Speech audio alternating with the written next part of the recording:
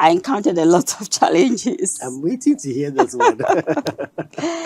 You know, actually, when I was growing up, if anyone told me that I could become who I am today, even if the person is a prophet whose prophecy usually is accurate, I would have told the person that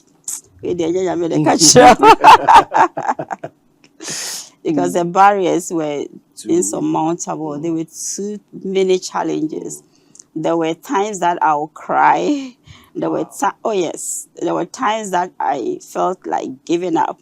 But remember, I challenged myself by saying that I want people to know that if you have a disability, that is not a death sentence. You can still make it. So I wanted to prove a point. There were times that I told myself that if anybody had given me money, I would have returned the money. But it was more than a monetary, challenge. I really wanted to prove a point. So when I was in the boarding house, the toilet facility was very poor. Wow. It was that latrine, a hole sank in that everybody squats on. Okay. So people squatting on that, I mean, so many things they do on it, right? Not hygienic. Yeah. But with my braces, I can't squat. Yeah. When I first went there, I would try and take a lot of papers with me, put it on it so that I can sit. But later I realized that it wasn't helping.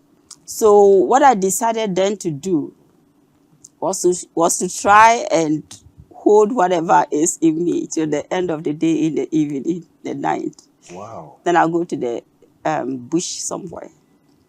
That would be stressful. That was what I did. And if you think that was stressful, can I tell you my life now? Tell me.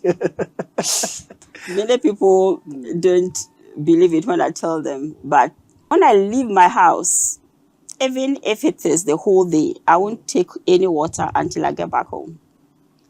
Wow. Yes. Yes, because the washrooms are not accessible. And I don't want to stress myself that much to use a washroom that is not accessible. By the time you finish, you'll be so tired. Yeah. Yes, so that has been my life all these years, especially here in Ghana. Anytime I leave my house, I don't take water. Well, people who know me, they know that I always carry a cup of tea. Okay. I'll be sipping the tea the entire day until I get home. So once I get home, then I'm hydrated, so that I don't hurt myself. It can be dangerous as well. Yeah.